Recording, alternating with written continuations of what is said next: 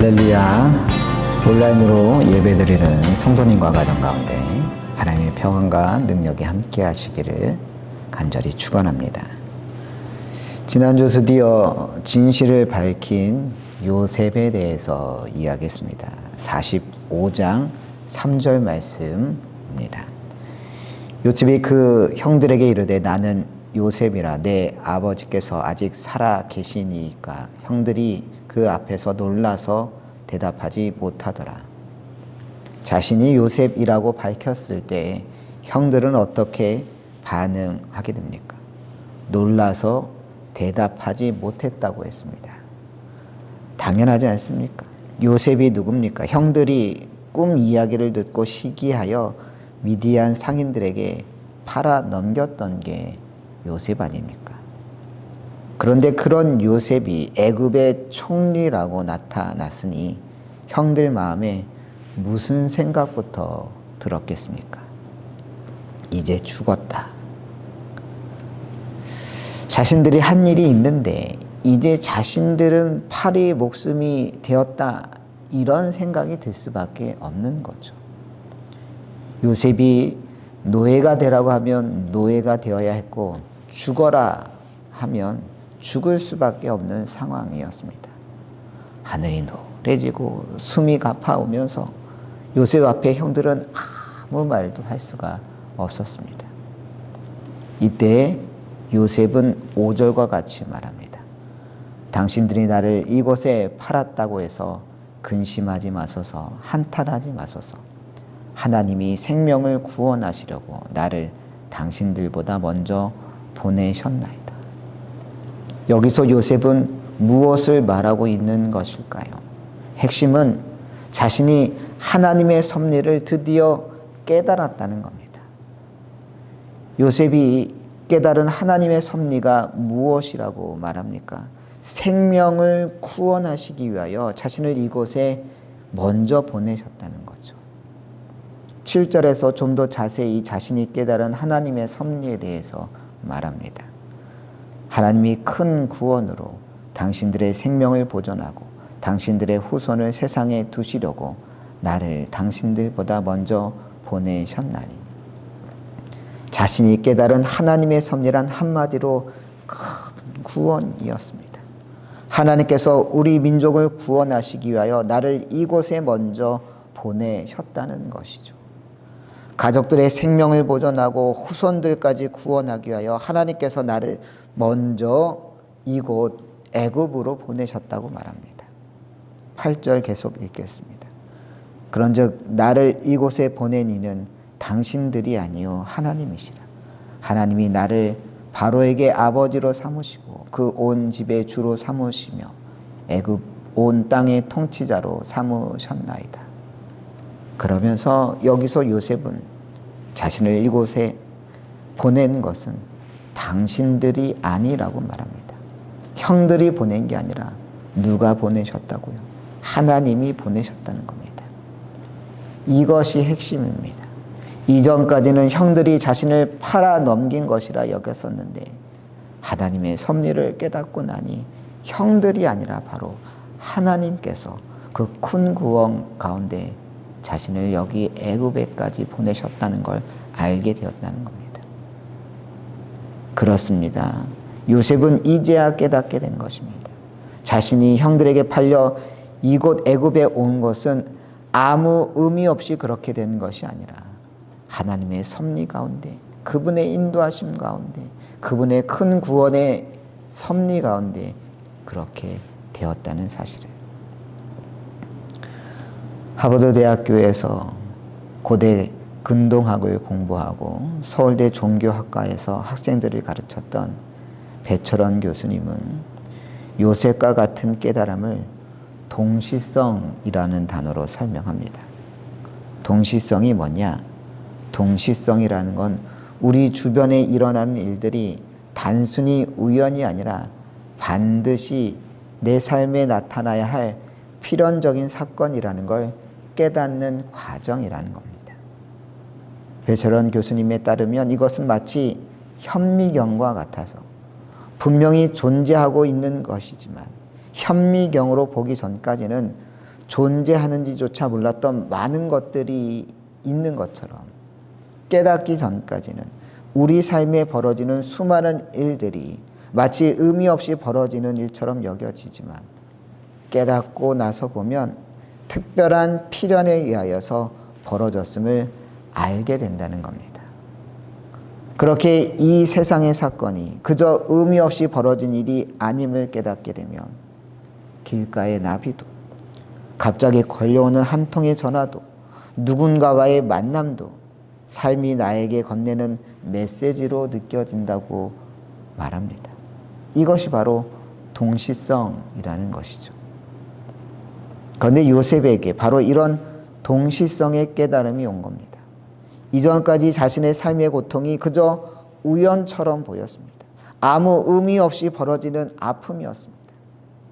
하지만 깨닫고 나니 지금까지 자신에게 일어난 그 수많은 고통과 아픔은 아무 의미 없이 벌어진 것이 아니라 하나님께서 미리 섭리하신 일임을 알게 된 겁니다. 하나님이 계획하신 그 큰 구원을 위하여 자신이 형들보다 먼저 이곳 애굽에 보내졌음을 깨닫게 되었던 겁니다. 그렇게 하나님의 섭리를 깨닫게 된 요셉에게 특별히 두 가지의 변화가 일어나게 됩니다. 그것이 무엇이었느냐? 첫 번째, 형들과 화해를 하게 됐다는 사실입니다. 5절 말씀 다시 한번 읽겠습니다. 당신들이 나를 이곳에 팔았다고 해서 근심하지 마소서, 한탄하지 마소서. 하나님의 생명을 구원하시려고 나를 당신들보다 먼저 보내셨나이다. 형들에게 무슨 이야기부터 합니까? 당신들이 나를 이곳에 팔았다고 해서 근심하지 마소서, 한탄하지 마소서라고 말합니다. 요셉이 형들에게 뭐 하고 있는 겁니까?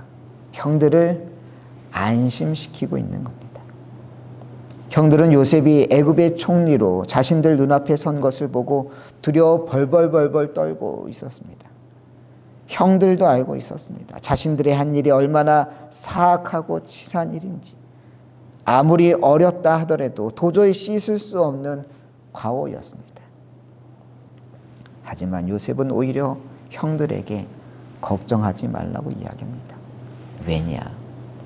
자신이 하나님의 섭리를 깨달았기 때문에, 하나님의 뜻을 깨닫고 나니 이제 더 이상 형들을 미워할 일도 벌줄 일도 없어졌다는 것입니다. 그렇게 하나님과의 깊은 섭리를 깨달은 요셉은 형들과 진심으로 화해를 이루게 됩니다. 제가 처음 신앙생활했던 교회는 서울 잠실에 있는 강남중앙교회였습니다. 그 강남중앙교회에는 신앙이 좋기로 소문난 3남매가 있었습니다. 누구였을까요? 저희 3남매였습니다. 형과 저 그리고 여동생은 교회에서 칭찬이 자자했던 3남매였습니다. 왜 그랬느냐? 무엇보다 교회에 정말 충성을 다했기 때문입니다. 학창시절에도 3남매 모두 교회 일에 최선을 다했습니다. 주일 예배 한 번 빠지는 일이 없었고 학생부 임원, 찬양대원, 찬양단원 등으로 교회에서 할 수 있는 학생 때 할 수 있는 거의 모든 봉사에 빠짐없이 참석하며 감당했습니다. 그런데 교회에서 칭찬이 자자했던 또 다른 이유가 있었는데 그건 3남매 모두 사이가 좋았기 때문이었습니다. 중학생이 된 이후 3남매는 한 번도 다투거나 싸운 적이 없었습니다. 그건 지금도 마찬가지입니다. 지금까지 형의 결정에 크게 토를 달아본 적 없고 여동생과는 친구처럼 늘 살갑게 지냈습니다. 힘들고 어려운 순간에 서로에 대해 염려한 적은 있지만 서로 다투거나 비난해 본 적은 없습니다. 그런데 그런 형이 대학 생활을 하던 어느 날 저에게 편지를 한 통 준 적이 있습니다. 사실 아무리 가까워도 남자 형제들끼리 편지를 주고받고 그런 일은 흔히 벌어지는 일이 아니지 않습니까? 그래서 무슨 편지인가 싶어 놀랐습니다. 편지의 내용인즉 대학교 다니면서 IVF라고 하는 선교단체에서 활동하고 있는데 주님의 은혜를 받으면 받을수록 과거 동생에게 잘못했던 일이 계속 떠올랐다고 합니다. 그게 뭐였느냐? 초등학교 다니던 시절 동생을 못살게 괴롭히고 주먹질했었던 기억이었던 겁니다. 그런데 은혜 받고 보니 오래전 일이지만 그때 그렇게 했던 일에 대해 한 번도 제대로 미안하다는 말을 해본 적이 없어서 너무 늦었지만 이제야 미안하다, 그런 내용의 편지였습니다. 사실 잊고 있었던 기억인데 그래도 그렇게 이야기해 주는 형이 고마웠습니다. 왜 형은 10년 이상 지난 일을 굳이 꺼내 사과까지 했던 것일까요? 하나님의 은혜를 깊이 받았기 때문입니다. 하나님의 은혜가 가슴 깊이 채워지다 보니 과거 했었던 잘못에 대해서 그냥 지나칠 수 없었던 겁니다. 사실 그냥 지나쳐도 아무 일 없었겠죠. 굳이 제가 나서서 그때 왜 그랬어? 그렇게 문제 삼을 리가 있겠습니까? 하지만 형의 심령에 하나님의 은혜가 가득하다 보니 동생에게 오래전에 했었던 잘못들조차 그냥 지나칠 수 없어 편지까지 써서 미안하다고 그렇게 이야기했던 겁니다. 그렇습니다. 이게 바로 하나님의 은혜, 하나님의 섭리를 깨달은 자의 진정한 모습인 줄로 믿습니다. 요셉 역시 마찬가지였습니다. 그가 하나님의 섭리를 깨닫게 되자 과거 자신에게 몹쓸 짓 했던 형들의 과오가 더 이상 문제가 되지 않은 겁니다. 그 형들의 과오조차 결국 누구의 섭리 가운데 있었던 겁니까? 하나님의 섭리 가운데 있었던 것임을 깨달은 것이죠. 만약 형들이 자신을 팔아넘기지 않았다면 지금 불어닥친 이 극심한 기근을 가족들 모두 전혀 이길 수 없었다는 사실을 깨닫게 되었던 겁니다. 찰리 커크라고 하는 청년 정치인이 있었습니다. 터닝 포인트 USA라고 하는 단체를 설립해 이끌면서 차세대 미국 공화당 리더로 점쳐지는 그런 주목받는 인물이었습니다. 독실한 신앙인으로 알려진 찰리 커크는 올해 9월 5일 우리나라를 방문해 빌드업 코리아 2025 행사에 참여해 연사로 나서기도 했습니다. 그런데 이 행사를 끝내고 다시 미국으로 돌아가 9월 10일 유타주 밸리 대학교 캠퍼스에서 진행되는 토론 행사에 참여하고 있었는데 이때 22살의 타일러 로빈슨이라고 하는 청년에게 총격을 당하게 됩니다. 즉시 병원으로 이송되었지만 과다 출혈로 결국 세상을 떠날 수밖에 없었습니다. 그의 나이 불과 31살이었습니다. 찰리 커크의 장례식에서 찰리 커크의 미망인 에리카 커크가 나와서 추모사를 하게 됩니다. 남편 찰리 커크는 자신의 생명을 앗아간 사람과 같은 청년들을 구하고 싶어 했습니다. 십자가 위에서 예수님께서 아버지여 저들을 사하여 주옵소서 자기들이 하는 것을 알지 못함이니이다 라고 말씀하신 것처럼 저 역시 그 청년을 용서합니다. 왜냐하면 그것이 그리스도께서 하신 일이며 남편 찰리가 했을 일이기 때문입니다. 증오에 대한 답은 증오가 아닙니다. 복음에 말하는 바는 언제나 사랑으로 원수를 사랑하는 것, 우리를 박해하는 사람들을 사랑하는 것이었습니다. 장례식이 끝나고 또한 진행된 한 언론사의 인터뷰에서 그녀는 계속해서 이렇게 이야기했습니다. 많은 사람들이 그 청년에게 분노를 느끼거나 그 청년이 사형당하길 원하겠지만 나는 그렇게 되길 바라지 않습니다. 이 사건 이후 폭력이나 혼란이 아닌 남편이 평생 기도했던 부흥이 일어나고 있습니다. 사람들은 수년 만에 처음으로 성경을 읽고 기도하며 교회에 나갑니다. 남편의 삶에서 가장 중요한 사명은 미국 가정의 회복이었습니다. 남편의 죽음이 하나님의 계획이라고 굳게 믿고 있습니다. 이후 남편의 사명을 헛되게 하지 않으려 그녀는 터닝포인트 USB 제2대 대표가 되어서 남편의 사명을 이어서 감당하고 있습니다. 남편을 살해한 살해범을 용서한다는 말이 어디 쉽게 가능한 것이겠습니까? 그런데 어떻게 그럴 수 있었겠습니까? 그녀가 이 모든 과정 가운데 하나님의 계획이 있음을 믿었기 때문입니다. 비록 이성적으로 감정적으로는 가능하지 않는 일이었지만 그 모든 것을 뛰어넘는 하나님의 섭리가 있음을 받아들였기 때문에 가능했던 일입니다. 그렇습니다.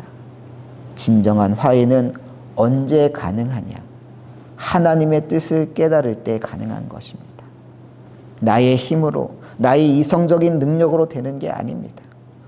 내가 온전히 하나님의 은혜 가운데 있을 때, 그분의 섭리를 온전히 깨달을 때 누군가에 대한 용납도 화해도 가능한 겁니다.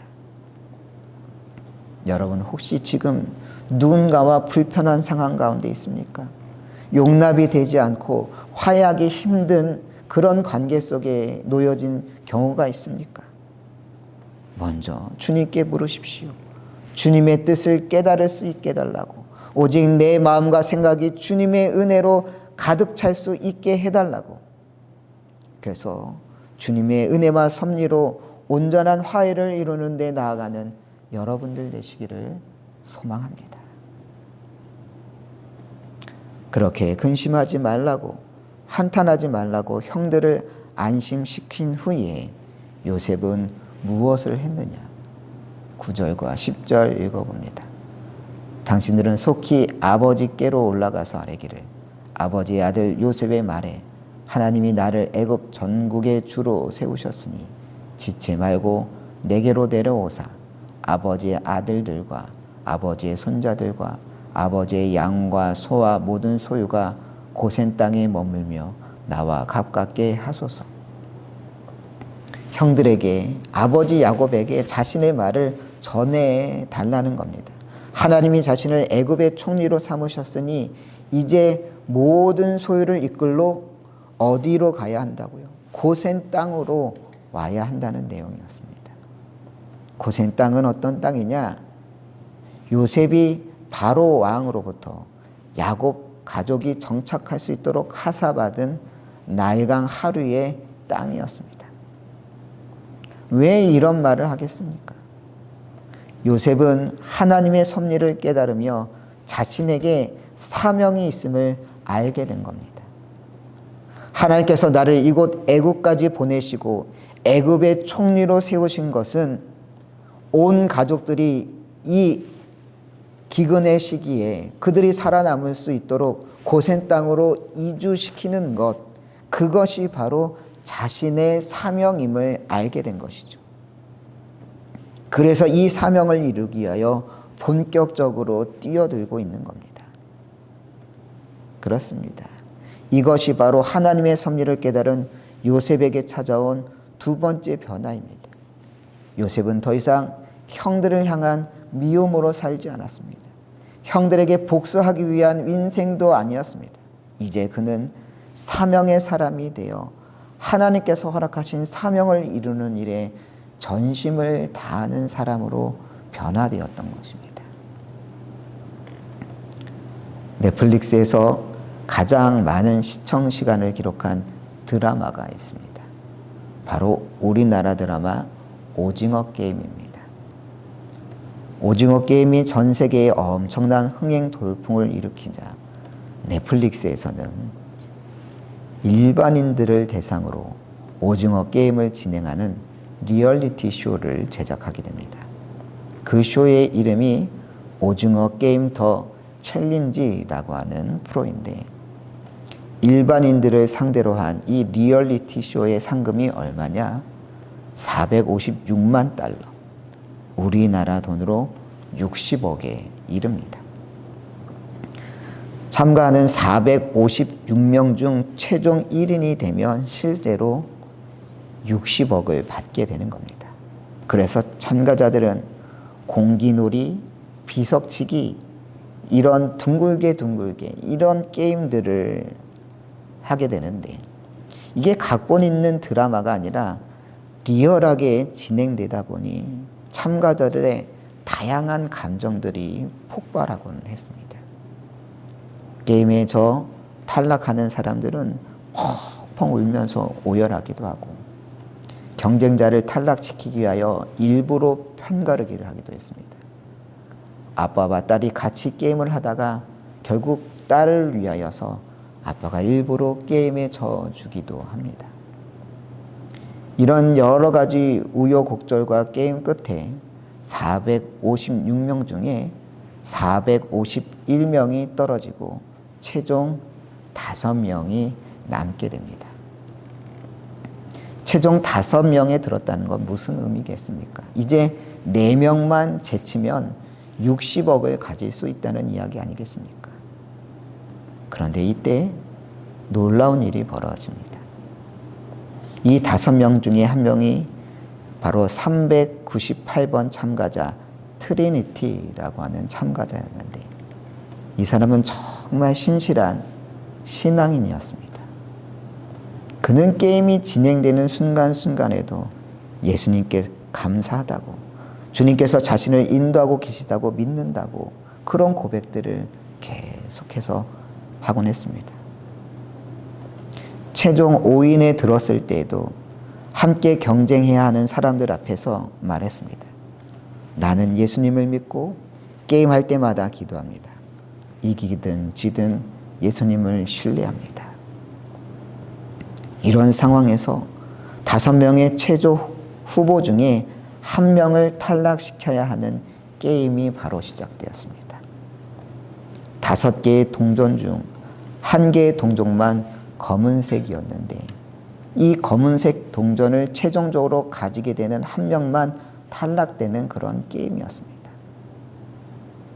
그런데 이때 트리니티라고 하는 참가자가 이런 기회를 주셔서 감사합니다라고 말하면서 일부러 검은색 동전을 선택합니다.